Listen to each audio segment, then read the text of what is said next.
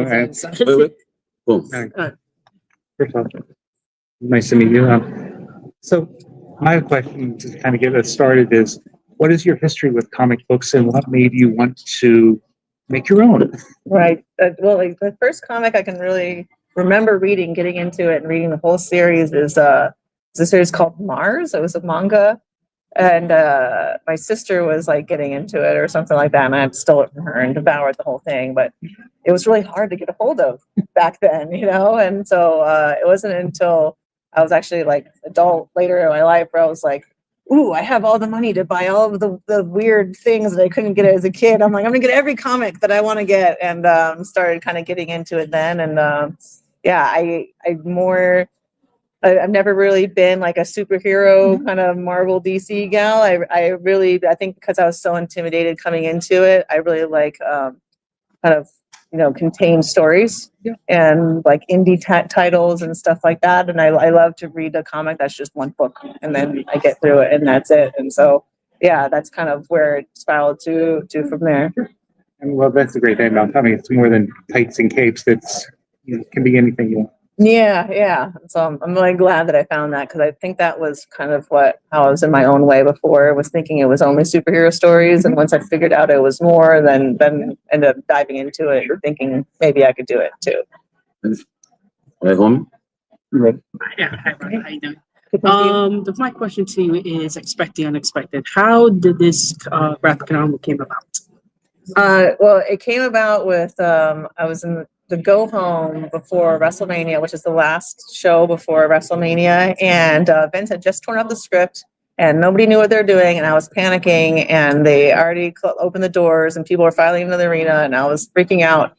And I think Paul Heyman was just trying to get me to like relax, and he pulled me aside and he was like, "What kind of movie do you want to star in?" And I'm like, "What?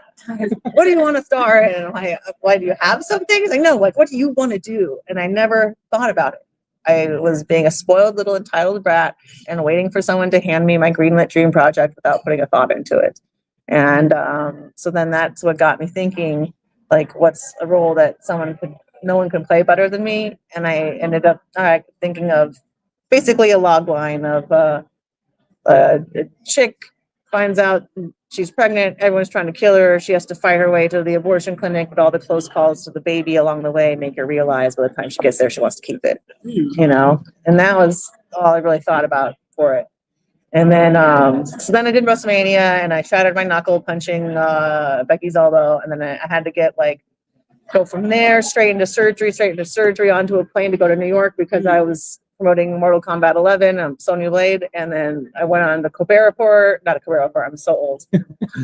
Late Night with Stephen Colbert. I went on the Colbert Report. And, I don't know what you were talking about, so Not the references. So you're in the book. And then I finally got the chance to lay down in a bed after surgery. And I was laying there and I thought of the scene of when mom finds out she's pregnant, and I couldn't stop. You get a thought in your mind and you can't stop rolling it through your brain because you're like, oh, I want to remember this when I wake up, and I have to think about it nonstop or else I won't remember it. And then you never sleep. So I was like, okay, I'm just going to type it out just so I can go to sleep. And I had my cast on one hand and my phone. I was just started typing in the dark. And 5 hours later, I still was typing, and it was time to get in the car to go to the airport. And then 2 hours later in the car, I was still thumb typing. And it was by the time I was over Nevada that I hit the end on my notes app. And that was the first draft. I looked at my phone metrics, and I'd been typing for 11 hours straight and just did 60 pages of block text. Must have been writing a lot. I have I don't know. I used to say it was opposite ADD, but I think it might be actual ADD, where I focus on things and I fixate and I can't deviate, which is why I'll be on a bag and do a same punch for 3 hours, being like, I need to get it perfect, and it's just kind of that's my obsessive personality. And then I took it to my agent and I was like, hey, do you have a writer? Do you have someone who can help me to refine this? And he was basically like, what the fuck do you want me to do with 60 pages of context? So that's what started me trying to learn how to learn everything I could about screenwriting to make it better. And then I hit a wall with how much I could learn on my own from podcasts and YouTube. And that's what led me to going to get an internship at the story department. And my mentor in writing, basically, Adam Novak, who came to, I never saw in person.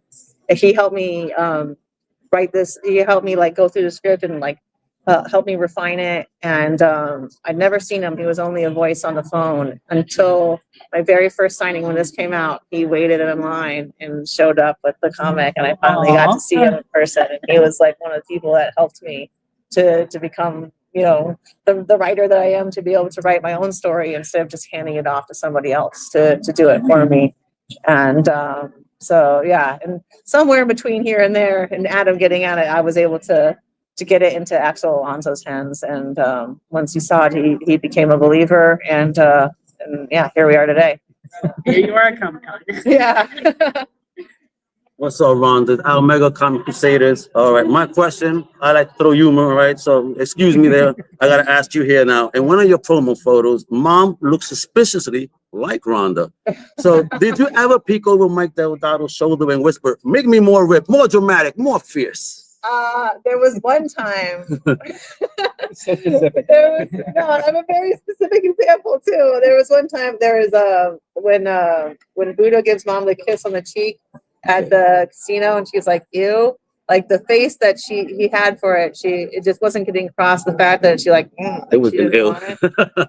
So then I was like, all right, I took like a selfie of like, I wanted to be like, like that. And he put that exact picture, because he like can draw things so perfectly. And he put that exact picture there. I'm like, can you make it a little less ugly?